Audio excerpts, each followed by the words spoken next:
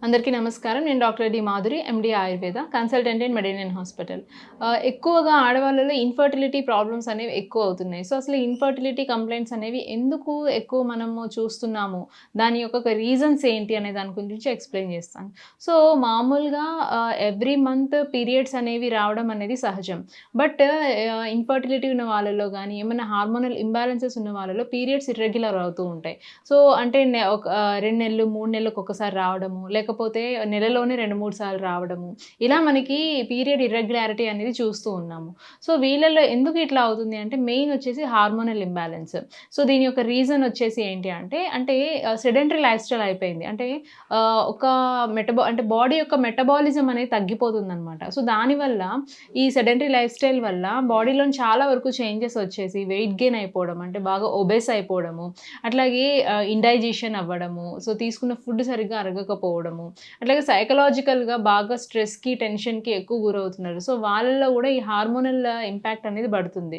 So, ఎక్కువ డిప్రెషన్‌కి గురవ్వడం, ఎమోషనల్‌గా ఎక్కువ డిస్టర్బెన్సెస్ ఉన్న వాళ్ళలో ఈ హార్మోనల్ రెగ్యులేషన్స్ అనేవి మారిపోతూ ఉంటాయన్నమాట. సో, వీళ్ళల్లో గూడా ఇన్‌ఫర్టిలిటీ వచ్చే అవకాశాలు ఎక్కువుంటాయి.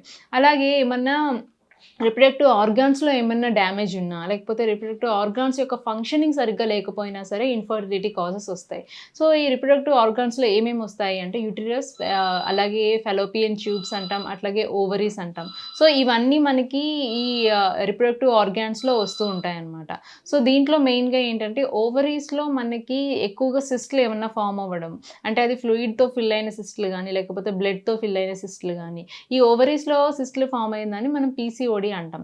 సో, పీసీఓడీ ఇష్యూ వల్ల గూడా మనకి ఇన్‌ఫర్టిలిటీ వచ్చే అవకాశాలుంటాయి. అట్లాగే ఓవరీస్ నుంచి యూటరస్‌కి కనెక్ట్ చేసే ట్యూబ్స్ ఉంటాయి. ఫెలోపియన్ ట్యూబ్స్ అంటాం. ఆ ఫెలోపియన్ ట్యూబ్‌లో ఏమన్నా మనకి బ్లాకేజ్ ఉన్నా సరే, మనకేంటి అంటే ఈ రిలీజ్ అయిన ఎగ్ అనేది యూటరస్‌లోకి రాకపోవడం వల్ల అక్కడ మనకి ఫెర్టిలైజేషన్ జరగదు. సో, దానివల్ల దాన్ని మనం ట్యూబల్ బ్లాక్స్ అంటాం. సో, ట్యూబల్ బ్లాక్స్ ఏమైనా ఉన్న వాళ్ళలో గూడా ఫెర్టిలిటీ ఛాన్సెస్ చాలా తక్కువుంటాయన్నమాట. సో, నెక్స్ట్ వచ్చేసి ఏమన్నా యూటరస్‌లో ఏమన్నా ఫైబ్రాయిడ్స్ ఉన్నాయా? లేకపోతే ఏమైనా సిస్ట్‌లు ఉన్నాయా? ఎండోమెట్రియల్ థిక్‌నెస్ ఎలా ఉంది? సో, ఇవన్నీ కూడా మనము కన్సిడర్ చేసుకోవాలి. సో, వీటిలో ఏమన్నా చేంజెస్ ఉన్నా సరే మనకి ఫెర్టిలిటీ ఛాన్సెస్ అనేవి తగ్గిపోతూ ఉంటాయి. అట్లాగే ఎగ్ యొక్క క్వాలిటీ గూడా, అంటే ఈ ఓవరీస్‌లో మనకి రిలీజ్ అయ్యే ఎగ్స్ యొక్క క్వాలిటీ గూడా చాలా important. So, quality of egg అనేది, అట్లాగే క్వాంటిటీ ఆఫ్ ఎగ్స్ కూడా చాలా ఇంపార్టెంట్. సో, వీటిని గూడా మనము అసెస్ చేసుకోవాలి. అంటే ఎంత వరకు ఉన్నాయి? వాటి యొక్క క్వాలిటీ ఎలా ఉన్నాయి? సో, దాన్ని బట్టి వీక్‌గా ఉంటే గనక మనకి ఫెర్టైల్ అయ్యే ఛాన్సెస్ చాలా తక్కువుంటాయి. సో, ఇవన్నీ కన్సిడర్ జేసుకోవాలి. అండ్ థైరాయిడ్ ఇష్యూస్ ఏమన్నా ఉన్నాయా?